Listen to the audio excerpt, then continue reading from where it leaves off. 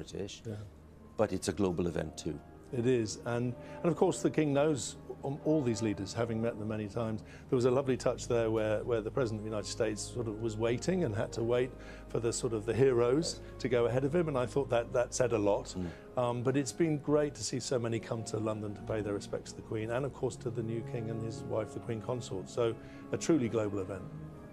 When people assess the legacy of this just momentous reign of 70 years, and it'll take a long time to assess it properly, because it's far too early still to take a considered view of all of it.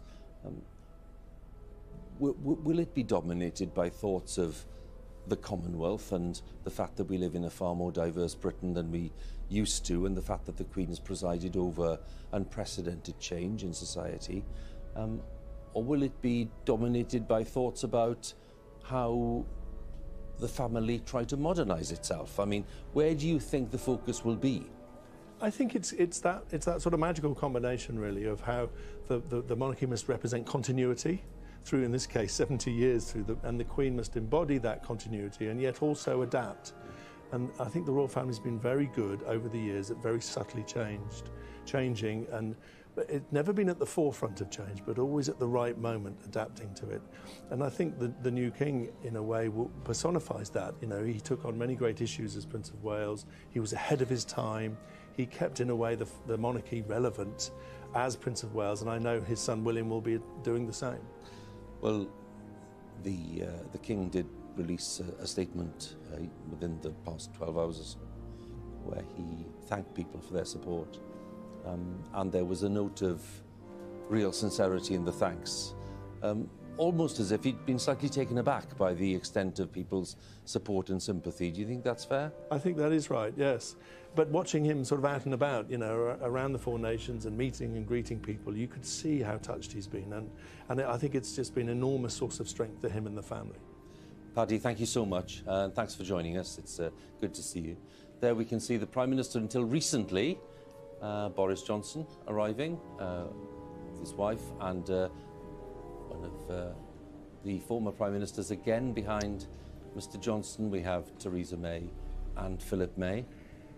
So we have a real collection of people that the Queen will have got to know rather well, including David Cameron and his wife, who are just arriving now to be greeted by the Dean and others. Let's join Fergal again. Well, as we watch the arrival of former Prime Ministers, we should tell you that the leaders of the nations of the United Kingdom have also begun to arrive. The First Minister of Scotland, Nicola Sturgeon, who last week, at a special sitting of the Scottish Parliament, said that for more than 70 years, Queen Elizabeth has been the great constant in our national life. She's inspired us, on occasion comforted us, and always personified values we hold dear. We can see the leader of the opposition, Keir Starmer. And Keir Starmer.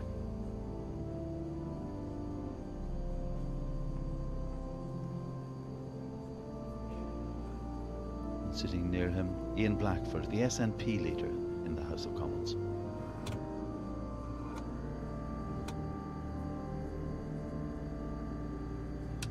Michelle O'Neill of Sinn Féin, now Deputy First Minister of Northern Ireland, sitting almost directly behind Ian Blackford.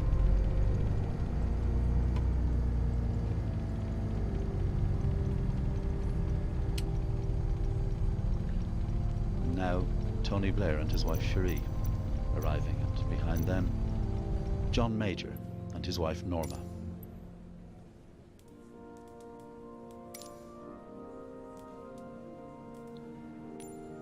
Mark Drakeford, the First Minister of Wales.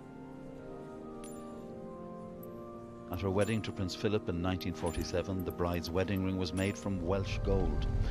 And Her Majesty later remarked on the significance of the ring, saying, "I carry a small reminder of this country wherever I go."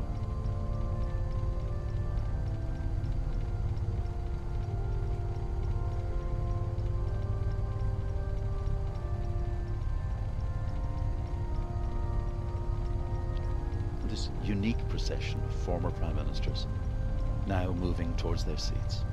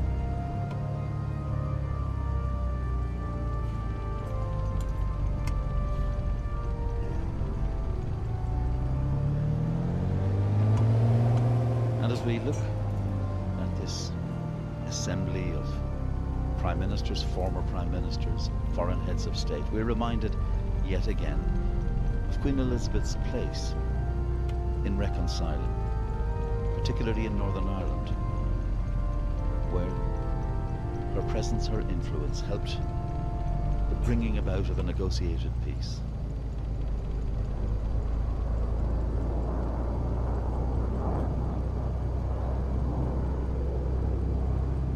Reminded too, of course, that she worked with 15 Prime Ministers, the first of them Winston Churchill, to whom she wrote a handwritten letter in his retirement, and for whom she accepted an invitation to dinner at Downing Street, a very rare thing.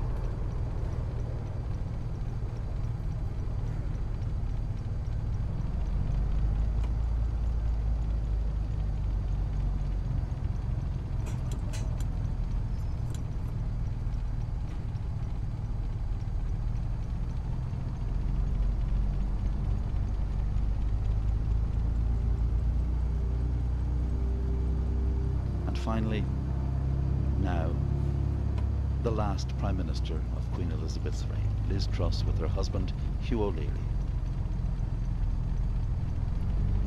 Liz Truss met the Queen at Balmoral just 2 days before her death, when, for the last time in her reign, she appointed a Prime Minister.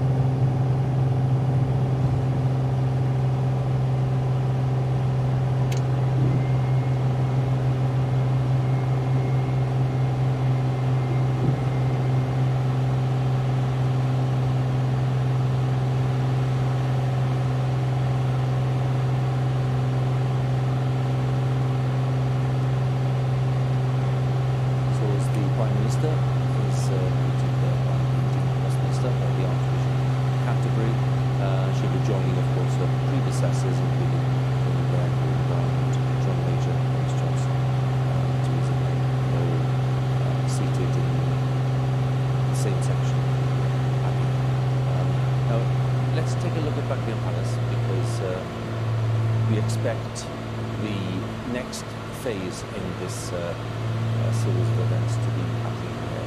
We expect to be seeing quite a few cars leaving Buckingham Palace from the grand entrance and carrying members of the royal family to Westminster Hall. So they're not going to the Abbey immediately, they're going to Westminster Hall to see the coffin being transferred formally, and that they will take their place then in the procession to the Abbey. So senior members of the royal family, and Robert Hartman still with me. Katie Nicholl, the royal biographer, has joined me as well. Katie, thank you for joining us too. We'll obviously be back at Buckingham Palace as soon as we see some of the vehicles leaving. But Katie, given that we know that these members of the royal family are part of the procession, they are senior members and they will be there with the king, of course, who will be leading that royal contingent. Very much so. I mean, you're seeing everything that is about the Constitution, what we would expect of a state funeral, but we're also seeing a big emphasis on the family, as I think it's important to point out, we have done since the beginning. The Queen's children have been by her side ever since her death.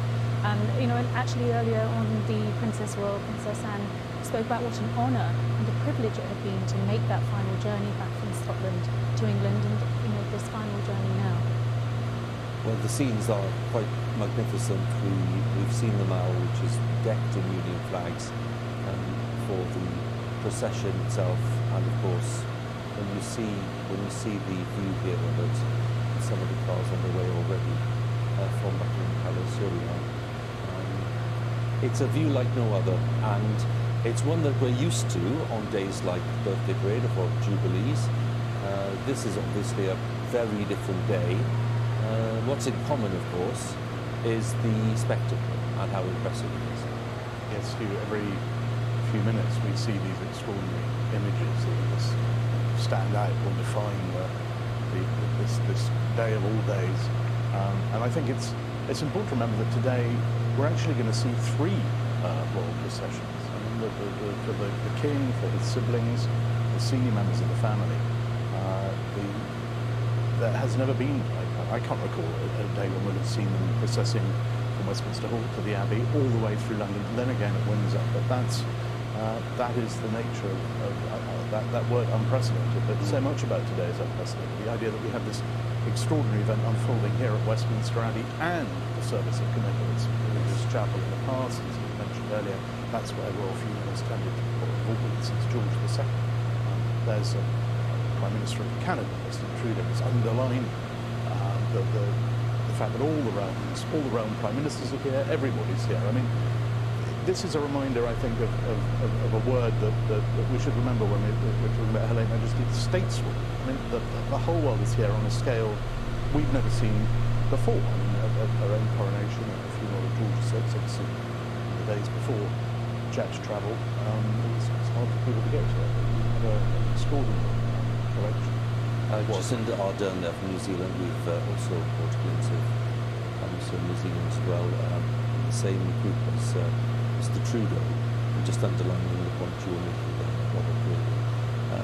And of course, Jacinda Ardern, who made her own contribution in terms of the tributes we've heard. Lots of tributes, Katie, really, and they've followed similar themes, I think it's fair to say. One or two personal elements in terms of leaders who've had dealings with the Queen maybe over several years, but most of these tributes are to do with leadership.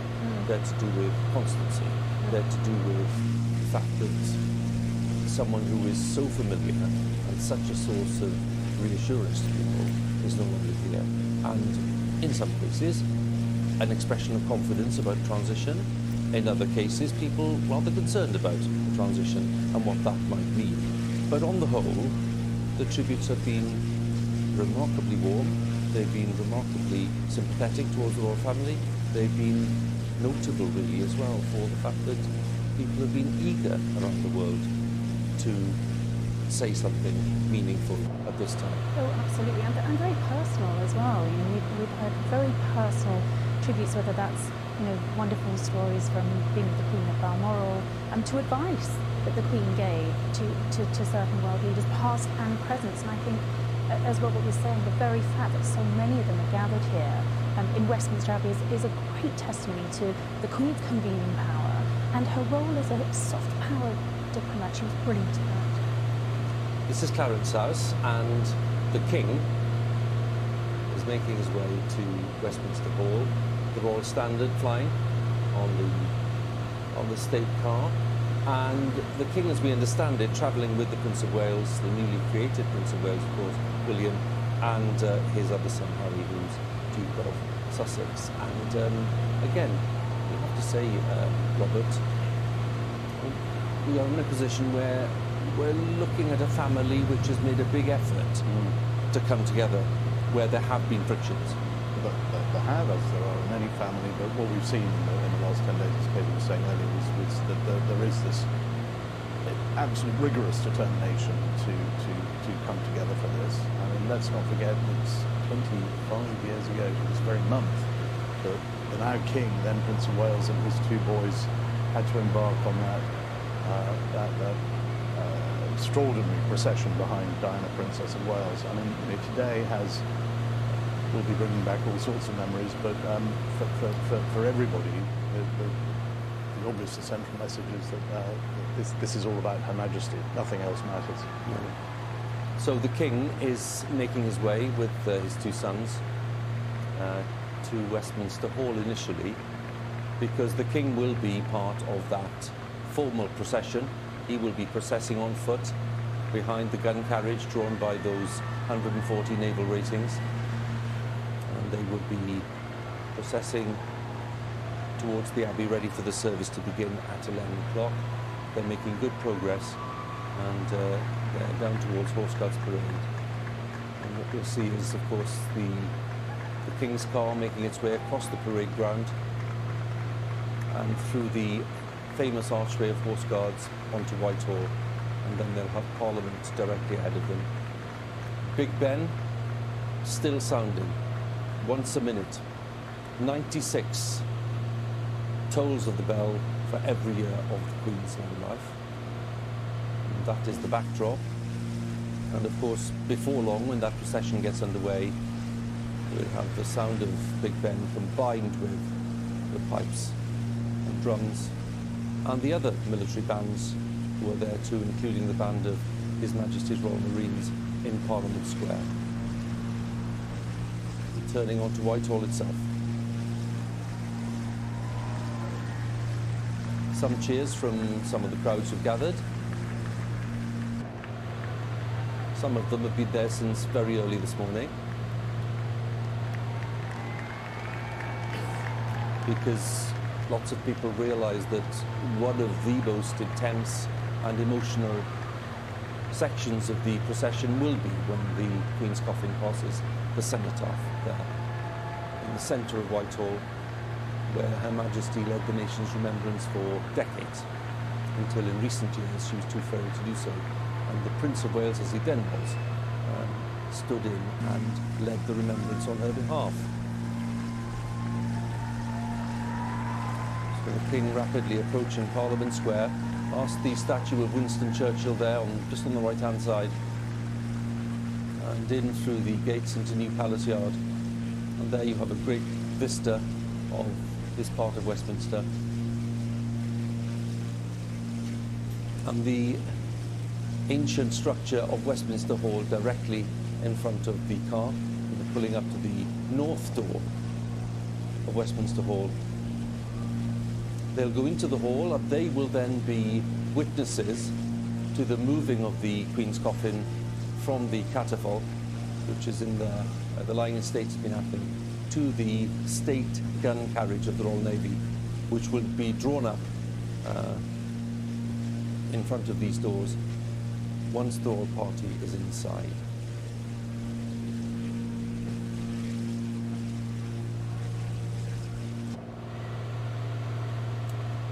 Duke of Sussex there, and Peter Phillips, Princess Royal's son, the Lord Great Chamberlain, who's in charge of the royal sections of the Palace of Westminster, the Speaker of the House of Commons greeting them, Lindsay Hoyle, and the Speaker of the Lords, the Lord Speaker, Lord McFall.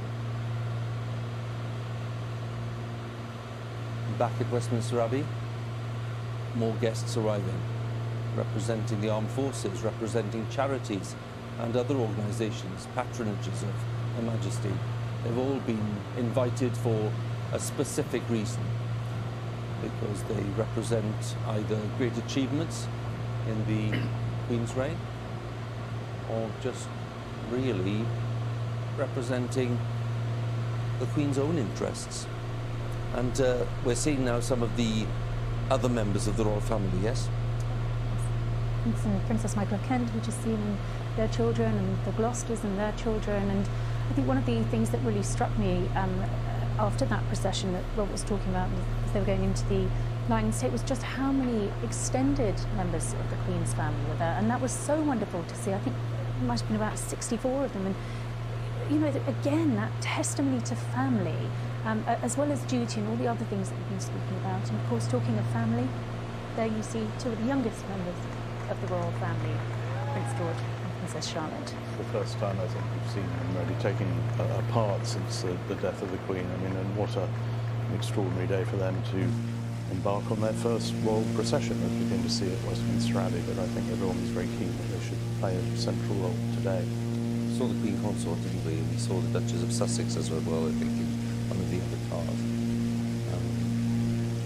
Some of the grandchildren arriving. This is Lady Louise Mountbatten Windsor and James VII, the Countess of Wessex's son there. They, of course, played a key part in the vigil at Westminster Hall on Saturday night, very movingly. It's been a feature of these events that the younger generation, as it were, the grandchildren have played a part. That never happened with previous royal funerals. Well, the Queen, of course, had a very close relationship with all of her grandchildren. She adored them, and she enjoyed having those wonderful summers with her grandchildren and her great-grandchildren too.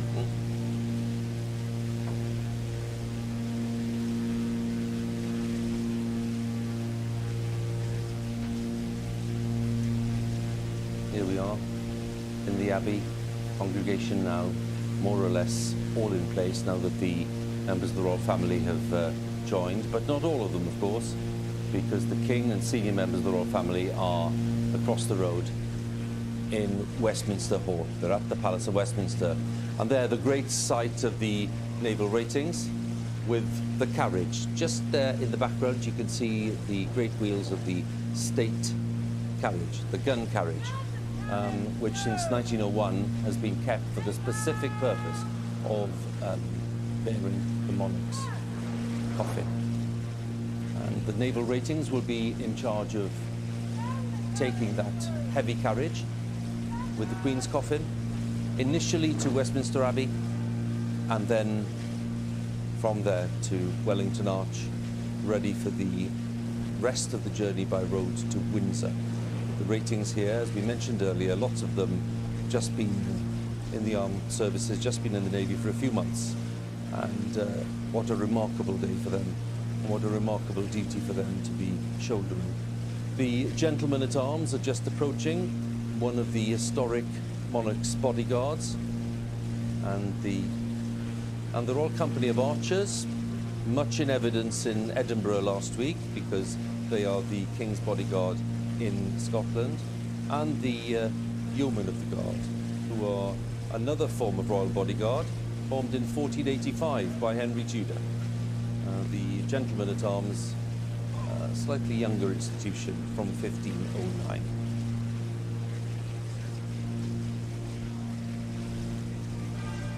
So the Queen Consort is arriving at Westminster Abbey. I'm talking to David Hoyle, the Dean of Westminster, being shown in and welcomed. And they'll be making their way all the way down the nave. George and Charlotte, the Prince and Princess, looking immaculate. Yes, I mean, I think we've come to expect nothing less of these two lovely royal children. And I'm just thinking back to the service of Thanksgiving for the Duke of Edinburgh. They were there too. So right now in Westminster Hall, the coffin is being moved by the bearer party from the Queen's Company, 1st Battalion Grenadier Guards, to the door of Westminster Hall, ready for it to be transferred to the gun carriage.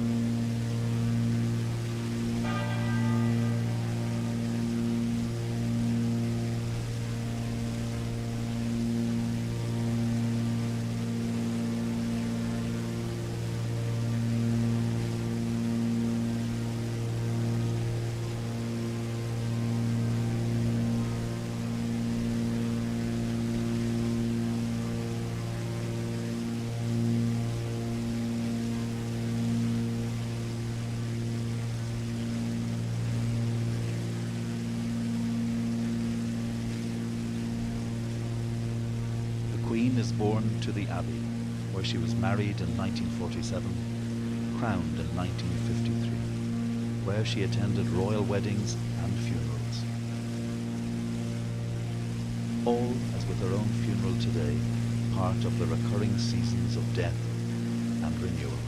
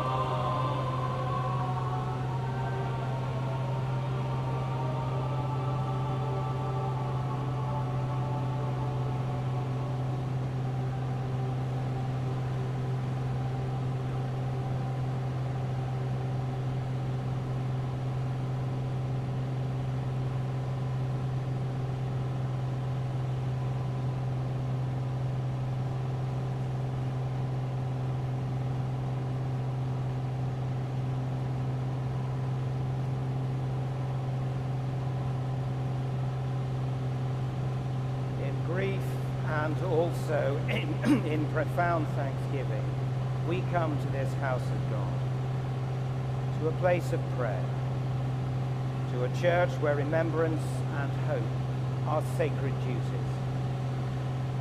Here, where Queen Elizabeth was married and crowned, we gather from across the nation, from the Commonwealth, and from the nations of the world, to mourn our loss, to remember her long life of selfless service, and in sure confidence to commit her to the mercy of God, our Maker and Redeemer. With gratitude, we remember her unswerving commitment to a high calling over so many years as Queen and head of the Commonwealth. With admiration, we recall her lifelong sense of duty and dedication to her people. With thanksgiving, we praise God for her constant example of Christian faith and devotion. With affection, we recall her love for her family and her commitment to the causes she held dear. Now, in silence, let us in our hearts and minds recall our many reasons for thanksgiving. Pray for all members of her family, and commend Queen Elizabeth to the care and keeping of Almighty God.